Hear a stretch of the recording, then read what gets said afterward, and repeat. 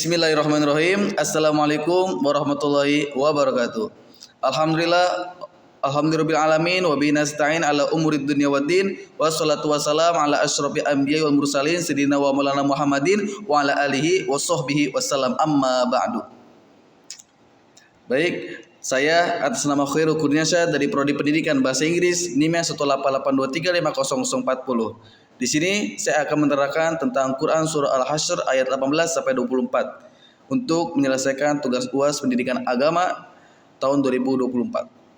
Baik, kita tahu bahwa di Quran surah Al-Hasyr termasuk dari ayat 18 sampai 24 di sini menerangkan tentang perintah Allah Subhanahu wa taala kepada hambanya untuk bertakwa atau tingkatkan takwa.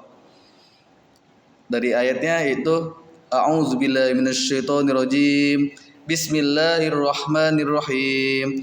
Ya ayyuhalladzina amanu taqullaha nafsum ma qaddamat lighad wattaqullaha innallaha khabirum bima ta'malun wa la takunu kalladzina nasullaha fa ansahum anfusahum ulaika humul fasiqun.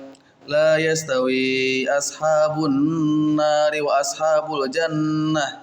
Ashabul jannati humul faizun.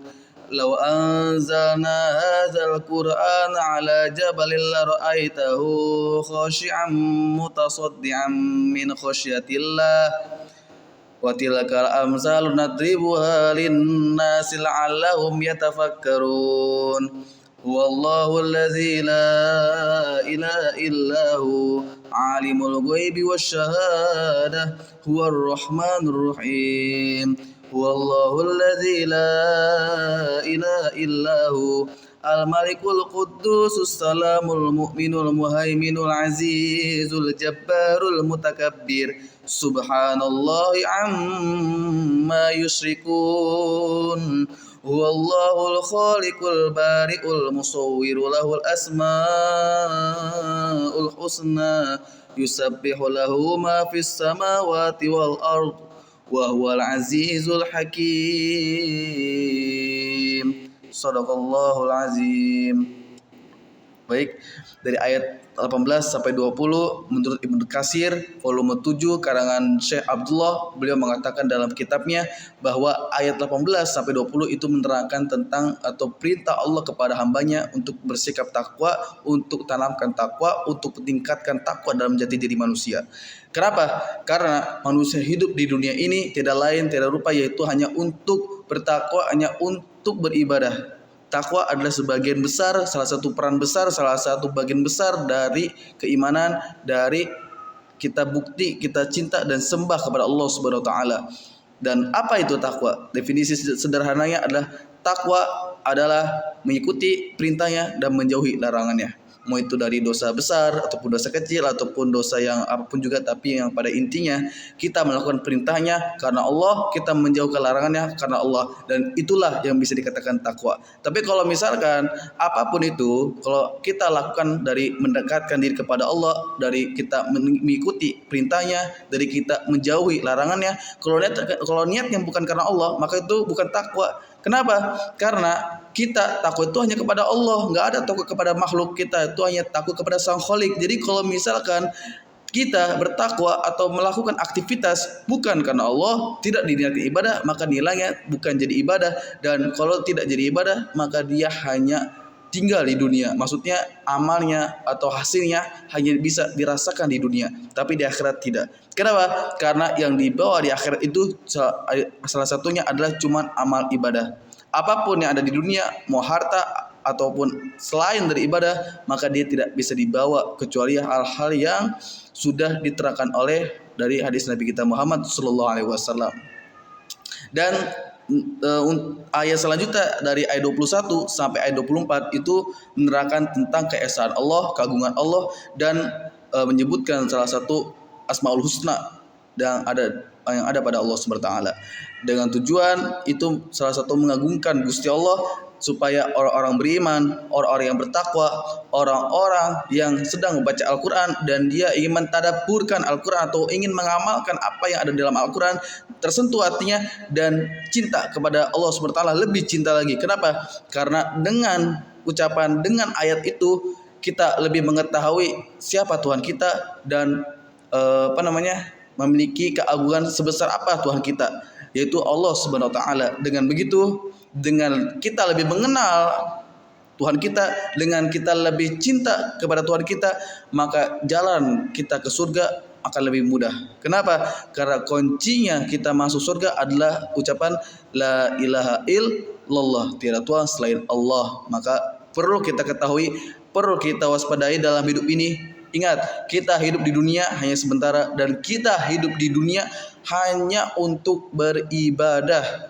Jadi kalau Anda melakukan apapun itu yang besar, yang menghasilkan banyak peluang untuk orang lain, tapi tidak ada nilai ibadahnya, maka hal itu tidak akan berguna di akhirat nanti. Kenapa? Karena katakan Nabi Muhammad SAW, beliau mengatakan bahwa dunia itu diibaratkan seperti engkau ingin pergi ke suatu tempat, dan tempat itu jauh.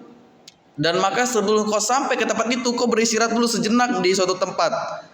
Dan yang jadi pertanyaannya, ketika kau beristirahat, apakah kau akan terus lama di situ? Apakah kau akan sebentar lalu akan melanjutkan perjalanan? Tentu kau akan sebentar dan akan melanjutkan perjalanan lagi.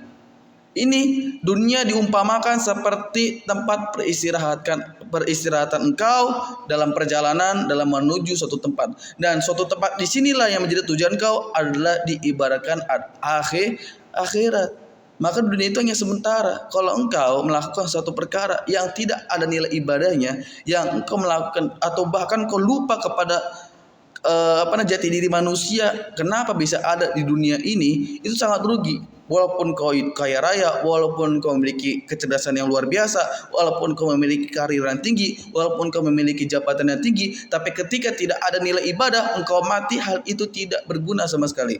Tapi sebaliknya, kalau misalkan kau memiliki suatu aset ataupun kekuasaan tinggi dalam dunia, tapi kau diniatkan ibadah dengan cara kau menggunakan kekuasaan itu dengan baik, kau menggunakan kekuasaan itu untuk mendekatkan diri kepada Allah, seperti sedekah atau seperti membantu orang-orang muslim ataupun orang-orang lain sesama saudara, atau kau saling membantu kepada orang-orang yang membutuhkan, itu akan menjadi nilai ibadah. Ketika di akhirat kau mendapatkan kenikmatan besar atas kekayaan kau, dan di akhirat pun kau akan mendapatkan kenikmatan besar dari kekayaanmu di dunia.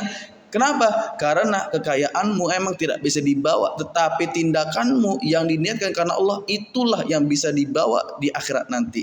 Ingat, dunia itu sementara, akhirat itu selamanya. Maka jangan sampai kita dibutakan oleh dunia, untuk penglihatan kita, untuk pandangan kita terhadap akhirat. Ingat, apapun bentuknya, apapun orangnya, siapapun itu, kalau dia beraktivitas sebesar apapun, kalau tidak ada nilai ibadahnya, di dunia emang orang melihat dia sangat bagus, tapi di akhirat dia tidak ada apa-apanya. Kenapa? Karena yang di akhirat itu yang dilihat adalah amal ibadahnya. Dan ibadah di sini adalah bukan hanya sholat. Sholat itu termasuk, bukan nggak termasuk. Sholat itu termasuk, sholat termasuk, puasa termasuk.